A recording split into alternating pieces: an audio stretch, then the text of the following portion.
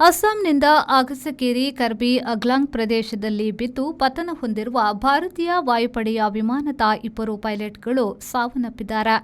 Flight lieutenant ಪೂರ್ವೇಶ್ ದುರಗ್ಕರ್ ಹಾಗೂ ಸ್ಕ್ವಾಡ್ರನ್ನ leader Anuj ಈ 2 ಪೈಲಟ್ಗಳು ಈ ವಿಮಾನ ದುರಂತದಲ್ಲಿ ಸಾವು ಕಂಡಿದ್ದಾರೆ. ಐಎಎಫ್ಗೆ ಸೇರಿರುವ ಸುಖೋಯ್ ಯುದ್ಧ ವಿಮಾನವನ್ನ ಪತನ ಹೊಂದಿದ ವಿಮಾನವನ್ನ ತರಬೇತಿಗೆ ಬಳಸಲಾಗ್ತಾ ಇತ್ತು. 7:15ಕ್ಕೆ ಅಗಸಕೇರಿ 7:45 ಹೊತ್ತಿಗೆ ಸಂಪರ್ಕ ಕಡಿದುಕೊಂಡಿತ್ತು.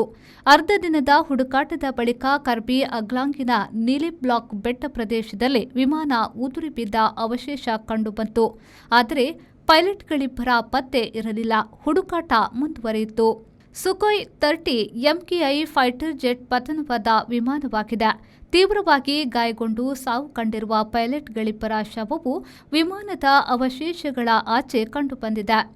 ಫ್ಲೈಟ್ ಲೆಫ್ಟಿನೆಂಟ್ ಪೂರ್ವೇಶ್ ದುರಗ್ಕರ್ ಮತ್ತು ಸ್ಕ್ವಾಡ್ರನ್ ಲೀಡರ್ ಅನುಜ್ ಅವರ ದೇಹವು ಗುರುತು ಕಳೆದುಕೊಂಡಿತ್ತು. ಆದರೆ ಅವರ ಗುರುತು, ಪತ್ರಗಳಿತ್ಯಾದಿ ದೊರಕಿವೆ. ಪೈಲಟ್ಗಳ ಸಾವಿಗೆ ವಿಷಾದ ವ್ಯಕ್ತಪಡಿಸಿರುವ ಐಎಎಫ್ ಅವರ ಕುಟುಂಬವು ಶೋಕ ಭರಿಸುವಂತಾಗಲಿ, ನಾವು ಅವರ ಬೆನ್ನಿಗಿರುವುದಾಗಿ ಜಾಲತಾಣಗಳಲ್ಲಿ ಪೋಸ್ಟ್ ಹಾಕಿದ್ದಾರೆ.